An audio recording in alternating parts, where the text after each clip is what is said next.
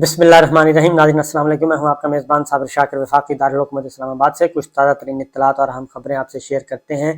इस वक्त निगरान वज़ीर आला पंजाब के पीछे अच्छी खासी लड़ाई हो रही है, जंग शुरू होने वाली है और कानूनी जंग भी छिड़ने वाली है वज़ीर आला पंजाब, निगरान वज़ीर आला पंजाब के लिए। आखिर निगरान वज़ीर आला पंजाब इतना अहम क्यों है और उससे ऐसा कौन सा काम लिया जाना है जिसकी वजह से पाकिस्तान मुस्लिम लीग नवाज़ और पाकिस्तान पीपल्स पार्टी इस पे इतना ज़्यादा जोर लगा रहे हैं। अब कुछ खबरें आपसे शेयर करूंगा क्योंकि बैकडोर चैनल पे पसे पर्दा बहुत सारी चीज़ें हुई हैं और इस पे ज़रा कुरेदने की कोशिश करते हैं। उसकी वजह यह है कि खैबर पख्तूनख्वा में हमने देखा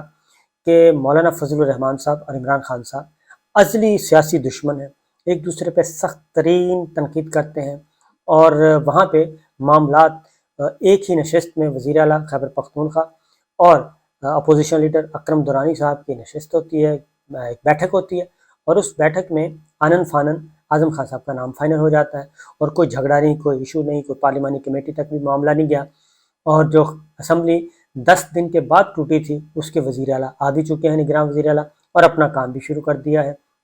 लेकिन पंजाब में आखिर ऐसा क्या हो रहा है? पंजाब में निगरान वज़ीर आला ने करना क्या है? 3-4 काम निगरान वज़ीर आला से इन्होंने करवाने हैं मुस्लिम लीग नवाज़ और पाकिस्तान पीपल्स पार्टी ने, जिसकी वजह से ये सारे काम हो रहे हैं। पहले ज़रा नजम सेठी साहब को इन्होंने निगरान वज़ीर आला बनवाया था और निगरान वज़ीर आला के लिए हमेशा ये इस तरह के नाम देते हैं। अब नजम सेठी साहब उसके बाद सहाफ़ी बन गए, उसके बाद फिर पीसी के बाद फिर सहाफ़ी बन गए, सहाफ़ी के बाद फिर पीसीबी में आ गए। तो ये पिंग पोंग चल रहा है और उसके बाद फिर ये आपस में ये जो पावर कॉरिडोर्स हैं वहाँ पे एक दूसरे के साथ करीबी राब्ते भी करवाते हैं, सब कुछ करवाते हैं, इस तरह का खेल भी खेलते हैं। अब किस्सा जो निकला है, अब 2 नाम मौजूद हैं मुस्लिम लीग नवाज़ और पीपल्स पार्टी की तरफ से और 2 नाम ही मौजूद हैं नून लीग की तरफ से। तो पहले तो ये देखते हैं कि जो इन्होंने दी है पाकिस्तान तहरीक इंसाफ ने अहमद नवाज़ सुखेरा साहब का नाम दिया और नवीद अकरम चीमा साहब का नाम दिया। उससे पहले पाकिस्तान तहरीक इंसाफ ने नासिर खोसा साहब का नाम दिया। नासिर सईद खोसा साहब साबिक चीफ जस्टिस आसिफ सईद खोसा साहब के भाई हैं। अब वो मुस्लिम लीग नवाज़ को भी कभी गुड बुक्स में है, लेकिन उनके बारे में वो एक अपराइट है और वो कोई ऐसा काम नहीं करते कि मुस्लिम लीग नवाज़ अगर उनको अपॉइंट करती तो वो मुस्लिम लीग नवाज़ के लिए काम करते या पीटीआई अपॉइंटमेंट करती तो उसको फेवर देते। लेकिन वो चूँकि अपराइट थे, उसके लिए ये किया, इन्होंने फ़ौरन फ़ोन किया और फ़ोन करके नासिर सईद खोसा साहब को न्यूट्रल कर दिया और उन्हें कहा गया कि आप ये मनसब ना लें और कहा गया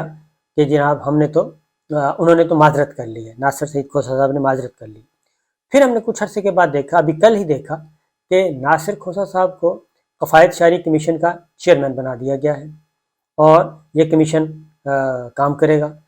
अब उनको वहाँ से इनकार करवाया और यहाँ पे इनको एडजस्ट कर दिया एक बात। अब उसके बाद रह गए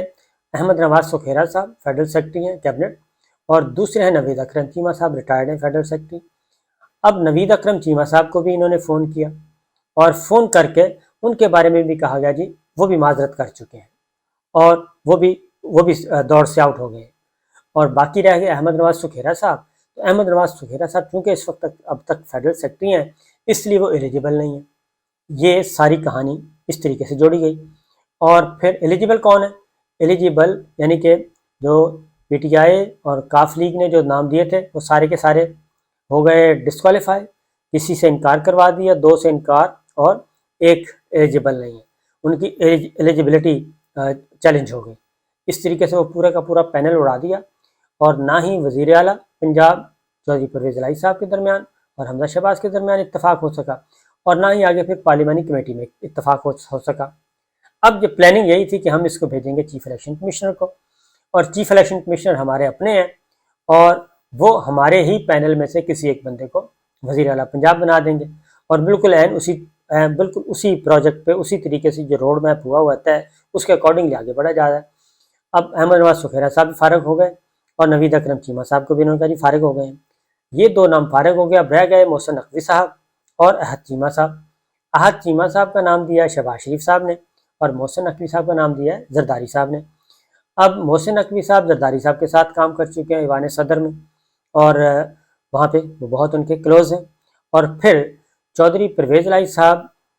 کا جو مسئلہ وہ کہتے ہیں کہ مونس الہی اور چودھری پرویز، انہوں نے کہا کہ جی ہمارے خاندان کو لڑوانے والے محسن نقوی صاحب ہیں، اس لیے ان پہ شدید ترین اعتراض۔ انہوں نے کہا کہ اس لیے لے کے آئے ہیں کہ یہ ہمارے خاندان کو تقسیم کروایا اور آگے جا کے بھی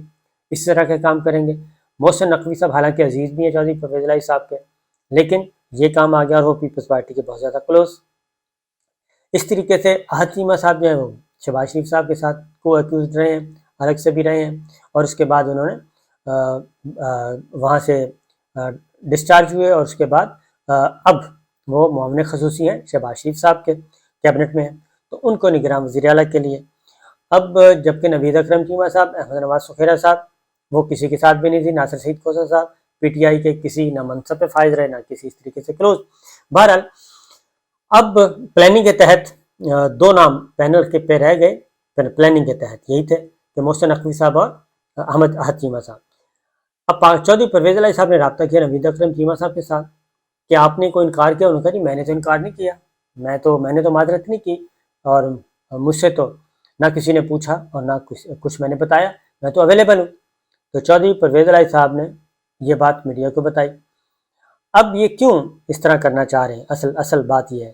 اور نجم سیٹھی صاحب کو آپ کو معلوم ہے کہ نجم سیٹھی صاحب کو جب بنایا تھا تو ان کی ایک آڈیو ویڈیو باہر آ گئی تھی 35 پنکچرز والی، اور اس کے بعد پھر وہ ایک پولیٹیکل نیریٹو بن گیا تھا۔ اب پھر نجم سیٹھی صاحب کی جگہ پہ محسن نقوی صاحب جرنلسٹ ہیں، ہمارے دوست ہیں، ان کو لے کے آئے ہیں۔ اب یہ اصل مسئلہ کیا ہے، کیوں اتنی اہم ہے؟ کیونکہ ایک تو سب سے بڑا صوبہ پنجاب جو ہے سب سے بڑا صوبہ ہے، اور وہیں پہ اصل دنگل ہونا ہے، سیاسی دنگل وہیں پہ ہونا ہے۔ جس کا پنجاب ہوا وہی پاکستان کا حکمران ہوا، اور اگر یہ مرحلہ وار انتخابات ہوتے ہیں تب بھی، اگر یہ سلسلہ لمبا کھینچا جاتا ہے تو تب بھی پنجاب نے فیصلہ کن کردار ادا کرنا ہے۔ اسی لیے اب ہوتا کیا ہے، ہوتا یہ ہے جی کہ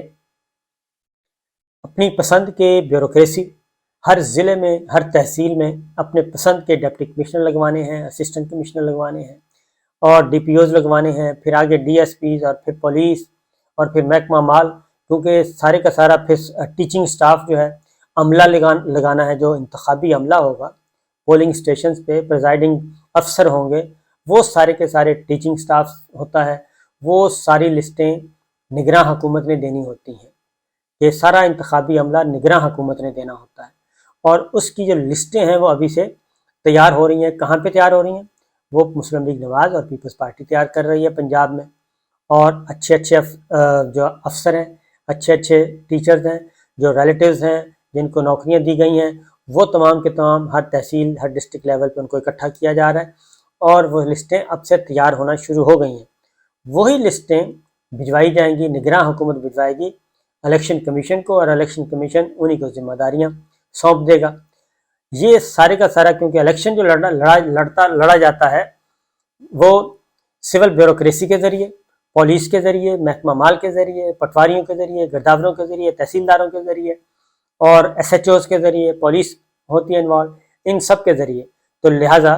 یہ سارے کا سارا سلسلہ ہوتا ہے۔ یہ جو الیکشن سے پہلے، الیکشن ڈے سے پہلے والی جو دھاندلی ہے، پری پول ریگنگ جسے کہتے ہیں، بڑی اس کو پولیٹیکل انجینئرنگ بھی کہتے ہیں، پولیٹیکل مینورنگ بھی کہتے ہیں، یہ سارے کا سارا کام جو ہے وہ اس لیے انہوں نے کرنا ہے۔ تو اس لیے جی آج کا دن بڑا امپورٹنٹ ہے، اور شاید اسی لیے کہ پاکستان تحریک انصاف بھی پیچھے پڑی ہوئی ہے، اور وہ بھی چیزیں سامنے لے کے آ رہی ہے مسلسل۔ اور اب پہلے چودھری پرویز الہی صاحب نے کہا کہ نگراں وزیر اعلیٰ جو الیکشن کمیشن آف پاکستان کی طرف سے اگر لگایا گیا، جانبداری برتی گئی، تو وہ اس کو قبول نہیں کریں گے اور اس کو سپریم کورٹ میں چیلنج کریں گے۔ اب پاکستان تحریک انصاف بھی میدان میں آ چکی ہے، اور پاکستان تحریک انصاف نے بھی ان کو چیلنج کرنے کا پروگرام بنایا ہے۔ اب نگراں وزیر اعلیٰ پنجاب کی دوڑ میں جو شامل ہے محسن نقوی صاحب، ہمارے اچھے دوست ہیں، ان پہ ایک اور اعتراض عائد کیا گیا ہے، اور وہ اعتراض یہ عائد کیا گیا ہے کہ انہوں نے حارث اسٹیل کیس میں کوئی 35 لاکھ روپے کا مبینہ طور پہ نیب کو چیک دیا تھا، چیک واپس کر چکے ہیں، یعنی کہ کوئی الزام اس طرح کا ہے۔ اب یہ صحیح ہے غلط ہے واللہ عالم، لیکن یہ چیز یہ ہے 2010 کا۔ انہوں نے کہا جی 2010 میں ڈیمانڈ ڈرافٹ سے رقم نیب کو واپسی کے لیے خط لکھا گیا تھا۔ اس میں کتنی حقیقت ہے کتنی نہیں، لیکن کہنے کا مطلب یہ ہے، ہو سکتا ہے یہ 100% غلطی ہو، لیکن کہنے کا مطلب یہ ہے کہ نگراں وزیر اعلیٰ پنجاب کے لیے جو لڑائی ہے وہ ذرا تھوڑی سی بڑی ہو گئی ہے، اور اب اسی کو پھر پیرالل ایک اور کام بھی ہو رہا ہے، اور پیرالل یہ کام ہو رہا ہے کہ انتخابات جو ہیں وہ ملتوی کیسے کیے جا سکتے ہیں، یہ بھی ایک کام ہو رہا ہے، اور ملتوی کروانے کے لیے قانونی اور آئینی ماہرین سے مشورے ہو رہے ہیں کہ کسی بھی طریقے سے جو پنجاب کا اور خیبر پختونخوا کا الیکشن ہے یہ ڈیلے ہو جائے، اور یہ اس وقت تک ڈیلے ہو جائے جب تک قومی اسمبلی چل رہی ہے، قومی اسمبلی جب تک تحلیل نہیں ہوتی اور اس کو عام انتخابات کے ساتھ، یعنی کہ تمام انتخابات اکٹھے ہوں سندھ کے بھی، اور یعنی کہ وہی اکتوبر، اور اکتوبر سے بھی آگے تک لے جایا جائے، اس وقت تک کسی نگراں سیٹ اپ کو لمبا کھینچنے کا پلان ہے۔ تو یہ ہے اصل حقیقت، اور یہی سب کچھ، اسی میں سارے راز پنہا ہیں کہ نگراں وزیر اعلیٰ کے لیے دوڑ، جبکہ الیکشن کو کیونکہ اس سلسلے میں نشست ہو چکی ہے، آئینی اور قانونی ماہرین سے بریفنگز لی جا چکی ہیں، اور ٹاسک دیا گیا ہے سینئر وکلاء کو جو پاکستان مسلم لیگ نواز اور پیپلز پارٹی سے جڑے ہوئے ہیں، ان کو دیا گیا ہے، وزارت قانون، وفاقی وزارت قانون بھی اس پہ کام کر رہی ہے کہ اس پہ ذرا کام کریں کہ الیکشن کو ڈیلے کروایا جائے اور اس کو لمبا کھینچا جائے نگراں سیٹ اپ کو، اور کوشش کی جائے کہ اکتوبر تک ہی لے جائیں، اگست میں پارلیمان اپنی مدت پوری کرے قومی اسمبلی، اور اگست کے بعد پھر جب الیکشن اناؤنس ہوں، یعنی کہ پارلیمان مدت پوری کرتی ہے تو 60 دن کے اندر اندر الیکشن ہونا ہوتے ہیں، اور وہ تاریخ بنے گی 18 اگست سے آنورڈ، 18 ستمبر اور 18 اکتوبر سے پہلے پہلے الیکشن ہونے ہیں۔ تو یہ ایک کھیل چل رہا ہے جی، اور دیکھنا یہ ہے کہ اس میں کس حد تک کامیاب ہونا ہے، کیونکہ الیکشن سے فرار اسی لیے الیکشن سے فرار ہویا جا رہا ہے کہ تیاریاں پوری نہیں ہیں اور حالات خراب ہیں، حالات پتلے ہیں۔ مریم بی بی کی واپسی ہے، نواز شریف صاحب واپس نہیں جا رہے، اور جو یہاں پہ بریف کیا گیا ہے اس میں بھی یہی کہا گیا ہے کہ فوری طور پہ یہ ذہن میں نہیں رکھیں کہ یہ ہم الیکشن جیت جائیں گے، بلکہ ہمیں ابھی بہت سارے دریا عبور کرنے ہیں، اور وہ دریا عبور کرنے کے لیے ہمیں فوج پہ پریشر بڑھانا ہے، ہمیں فوجی قیادت پہ پریشر بڑھانا ہے، ہمیں عدلیہ کو سیدھا کرنا ہے، یہ الفاظ ہیں کہ عدلیہ کو ہم نے سیدھا کرنا ہے، عدلیہ کو ذرا لگام ڈالنی ہے، اور آگے جا کے پھر ہم نے جو ریلیف حاصل کرنے ہیں وہ اسی طریقے سے حاصل کیے جائیں گے۔ تو یہ سب کچھ چل رہا ہے جی، اجازت دیجیے، اللہ حافظ۔